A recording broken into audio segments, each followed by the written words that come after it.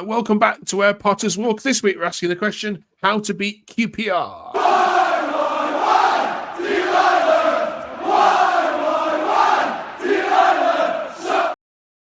Yes, we're talking about how to beat QPR. Are Stoke under or overperforming according to XG?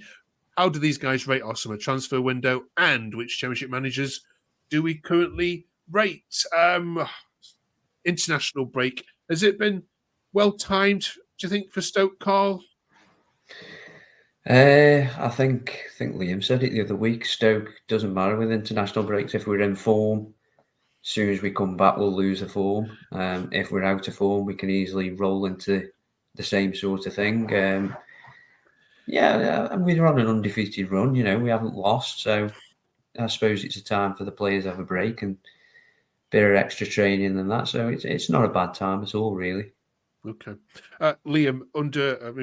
Under every manager, Stoke have been known as Charity FC, as you've called them. That means any team that needs to get a result, Stoke usually provide it. And here come QPR at home, who haven't won at home all season long.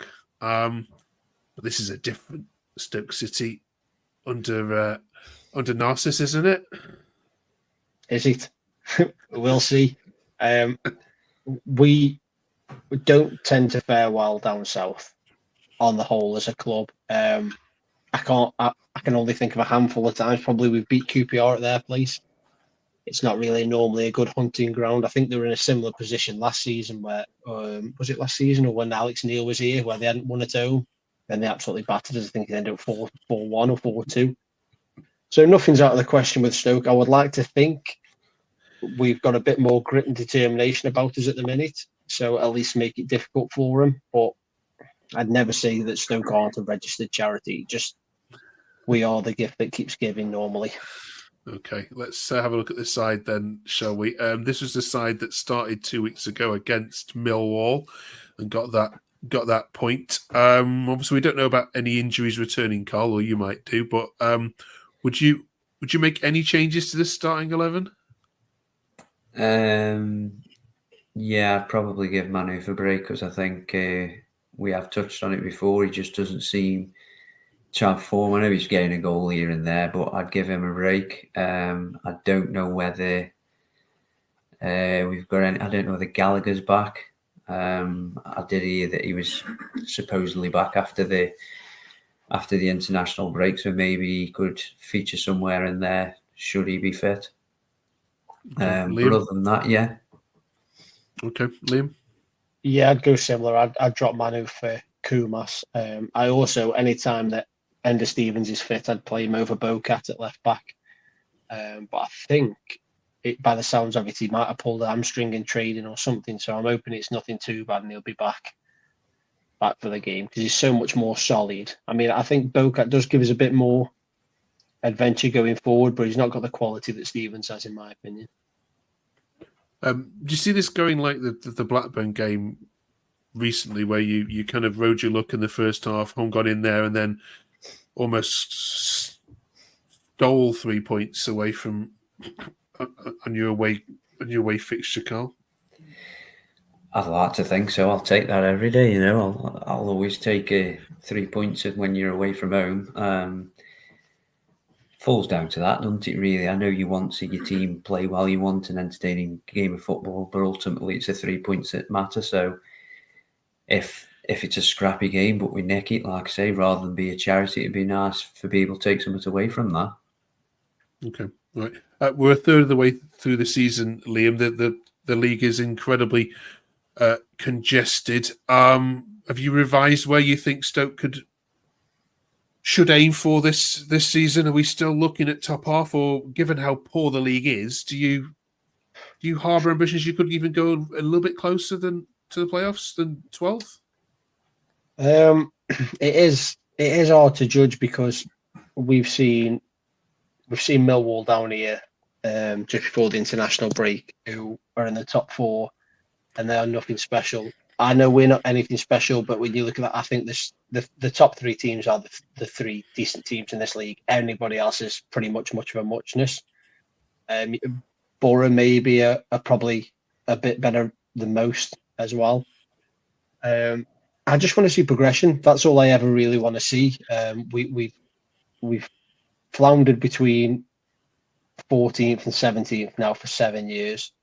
Is it 7 years? Feels like longer. I think it's 7 years. Like I said before, if we finish 12th and higher, but we've got a plan and we're showing decent ways of play and we're building on something, I'm quite happy with that for now. But in this league, you will never say that you can't do something crazy, because when you were talking to Carl about away games, if anyone follows me on Twitter, they'll see whenever we play away, all I ever say in the Championship is you've got to stay in the game till about 60, 70 minutes. If you're 0-0, you can beat anyone in this league. So, and Palazzo always goes back to his time at Huddersfield under Corberan, and he says they weren't the greatest team, but all they did was stuck in games, and they went, I think there was like 14 games unbeaten or something, and ended up in the playoffs. So you can never say never in this league, can you? Okay. Good shout. Let's have a look then at the stats. We're talking about whether Stoke are underachieving or overachieving at the moment. Now, according to Opta Analyst, who have done a graph here of all the expected points versus the actual points there being in red, Stoke are overachieving.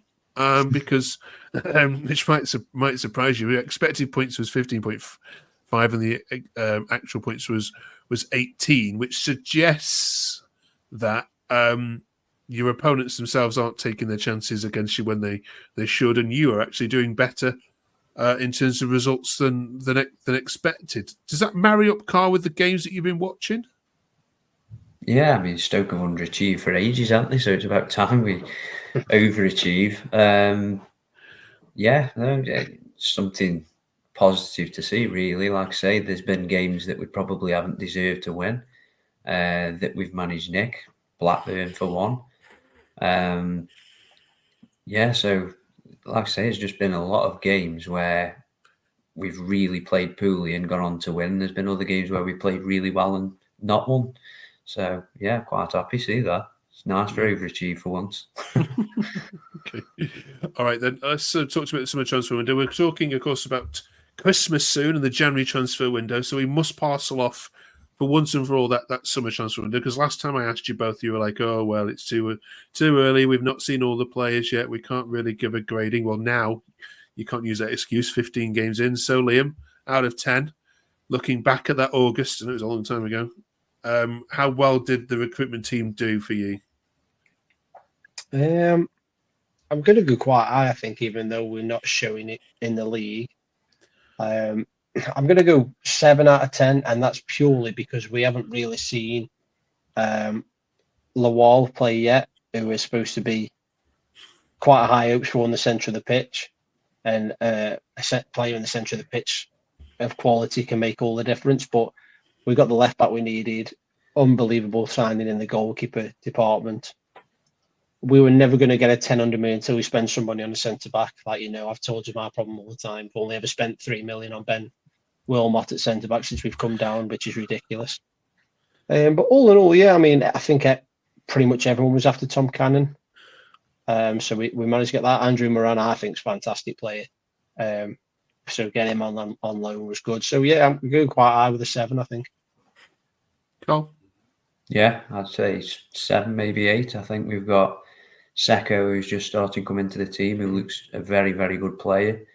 Cannon is scoring goals, which is unusual for a Stoke player.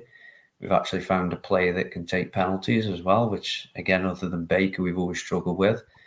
Gallagher, he looks a good player, but the only thing with him is injuries. But when he did play, he was good. So I think they've done well. And like I say, you could even argue 9-10 just for Victor Johansen, can't you? For £900,000, we've got a Rolls-Royce goalkeeper there.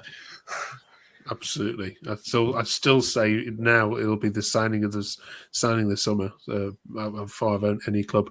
All right, we can put that to bed then once and for all, and of course now we can start talking to you about what you need in January. That's to come. And then finally this week, it's a hypothetical question. This one, so don't complain in the comments, please.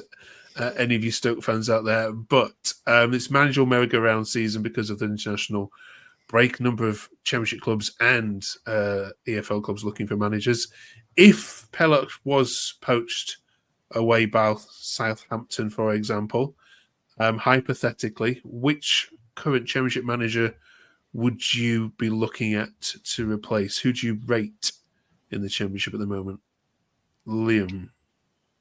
How current is current Championship manager? Because I'd have Mark Robbins in a Would you? heartbeat.